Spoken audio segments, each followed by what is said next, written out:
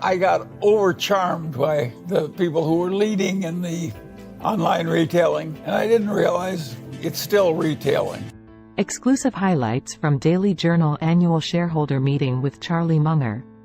Berkshire Hathaway's vice chairman shares investment insights and calls Alibaba his worst mistake ever. Look, I regard Alibaba as one of the worst mistakes I ever made. Thinking about Alibaba, I got charmed with the idea of their position on the Chinese internet. You know, it may be online retailing, but it's also still retailing. And I got a little out of focus. And that made me overestimate the future returns from Alibaba. Charlie Munger reveals why Alibaba was his worst investment mistake, but there's more to the story. I argue that the chances a big confrontation from China have gone down, not up, because of what happened in the Ukraine.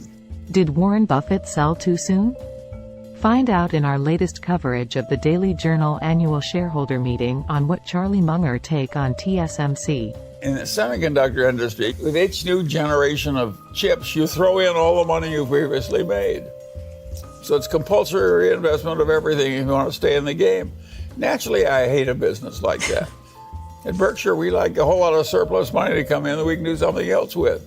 Now, if you're enough ahead of it, like Taiwan Semiconductor is, that may be a good buy at these prices. But I do think Taiwan Semiconductor is the strongest semiconductor company on earth. So I'm a big admirer of what they've achieved. Now, Munger believes that Taiwan Semiconductor is a hard business to be a long-term shareholder in due to its weaker moats and the need to continually invest money to stay ahead. The ramifications of moving away from a close to zero interest rate policy. Well, there's no question about the fact that as interest rates have gone up, it's hostile to stock prices. But we couldn't have kept them forever at zero. But all politicians in a democracy tend to be in favor of printing the money and spending it. And that will cause some inflation over time. It may avoid a few recessions, too. It may not be all bad, but it will do more harm than good, I think, from this point forward.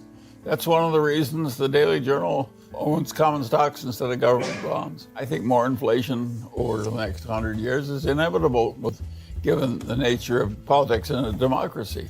I just think it's just one more damn thing to adapt to, and there are headwinds and there are tailwinds, and one of the headwinds is inflation.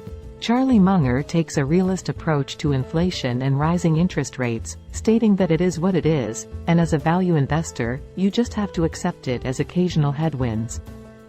He advises not to get caught up in the macro and just keep swimming. Munger was also asked whether he believes we'll start seeing recurring inflation spikes like in the 1970s, to which he responded that he thinks it's possible, but he doesn't see it as a long-term trend. We might have on and off waves of inflation like we did prior to when Volcker stepped in at the Fed. Yes, I think we'll have some of that in the future. Do you think we'll have it immediately, right now, with what the Jay Powell's dealing with? I think I'm pretty good at long-run expectations, but I don't think I'm good at short-term wobbles. I don't have the faintest idea what's going to happen short.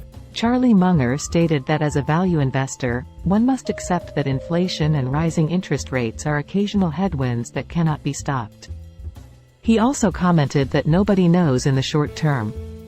Munger advises buying them if they are cheap and leaving them alone if they are expensive. As long as Costco keeps the faith with its strong culture and their extreme low markup policy, I don't see any stopping it. The trouble with Costco is it's 40 times earnings. Except for that, it's a perfect damn company. And it has a marvelous future. And it has a wonderful culture, and it's been run by wonderful people. And I love everything about Costco. I'm a total addict. And I'm never going to sell a share. Charlie Munger discussed the importance of Costco's moat, which lies in its scale economy's shared model. Costco's ability to offer the lowest prices due to its efficient operations gives it a significant advantage over competitors.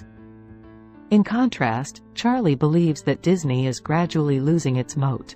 Disney has gotten tougher than it used to be. Again, welcome to human life. Think of how Disney once owned the world. All of a sudden, on practically every front, it's more difficult. Imagine Kodak, which totally dominated photography in the world. And they invented this new technology Kodak wiped out its common shareholders. Movies look to me like it's going to be a bloodbath, too. You think Disney's headed down the same path, or you think that they'll be able to pivot? I mean, I know you followed the company No, closely. I think Disney has a lot of assets in it, but Yeah. it's going to be way harder for them. I've never made an investment in a movie business in any way, shape, manner, or form.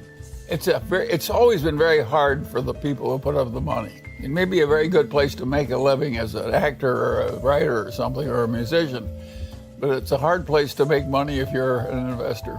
Charlie Munger mentions how Disney is losing its moat due to external factors such as the decline of the traditional box office movie business and the rise of streaming services. The video is a must-watch for anyone interested in the topic and is sponsored by Morning Brew. Don't forget to comment below and share your thoughts on the video. And if you haven't already, please subscribe to our channel for more life-changing content. Thank you for watching.